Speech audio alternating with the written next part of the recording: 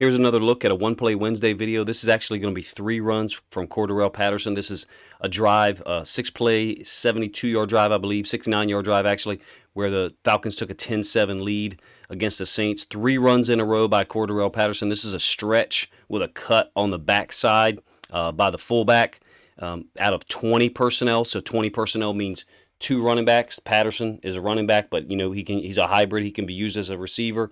Fullback right here, and then I believe you've got 3 wide receivers, and that's Drake London, the rookie down there. I do have one play to show of Drake London in a separate one-play video. There's a lot going on here. There's a lot of conflict being created for this field side safety.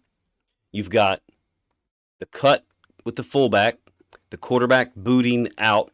Obviously he gave the football to Patterson, who's going to wind it back, through this little cutback lane. But you have the potential for a bubble up here.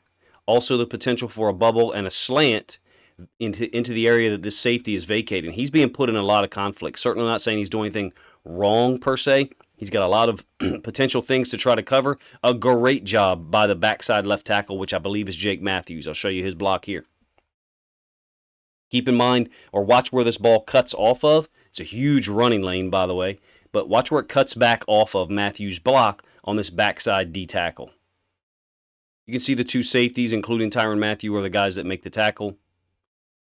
Huge running lane, getting everyone moving this way. One of the things that makes this really work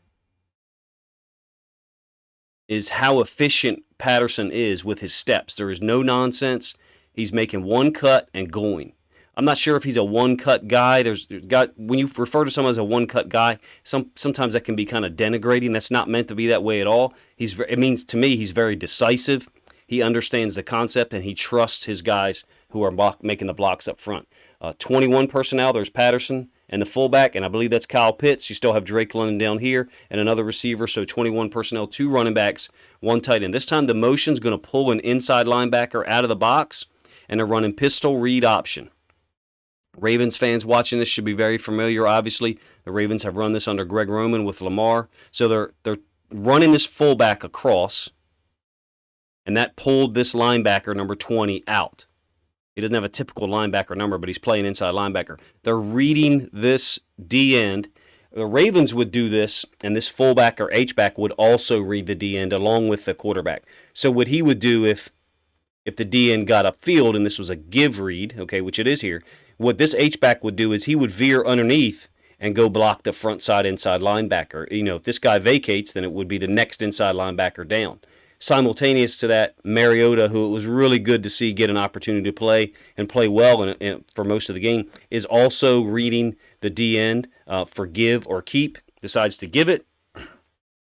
Davis, the remaining inside linebacker, is put in a ton of conflict. He also is getting a D tackle put into his lap here. So this linebacker 20 is going to run out of there on the motion by the H-back, or motion by the receiver, excuse me. You can see the give. You can see the great job blocking down on this 3 technique by the right tackle. The guard comboed him and then worked to Davis.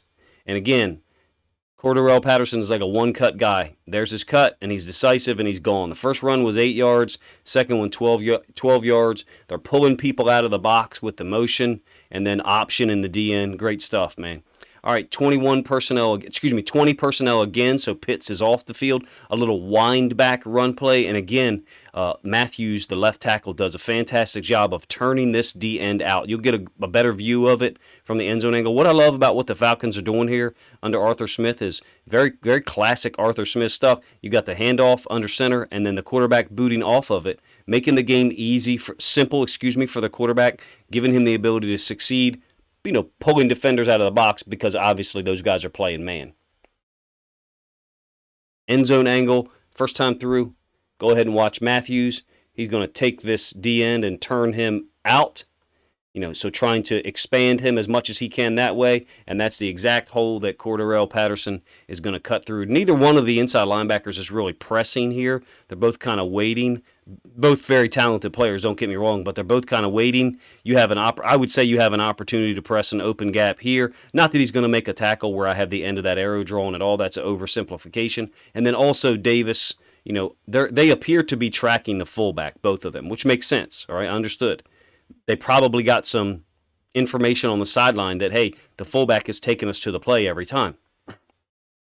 In this case, I'd like to see those guys press a little bit more, particularly in a goal line situation. Let me know if you guys enjoy One Play Wednesday. Of course, I've extended some of them a little bit. My intention is to keep these below 5 minutes. I'm doing a pretty good job so far. Cordarrelle Patterson, one of the more underrated players in the NFL. So happy for him that he's getting consistent opportunities to touch the football. Had 120 yards rushing. I think this touchdown, I think he had 6 plays on this drive, 6 carries on this drive, and this touchdown put them up 10-7. They would eventually go up 26-10.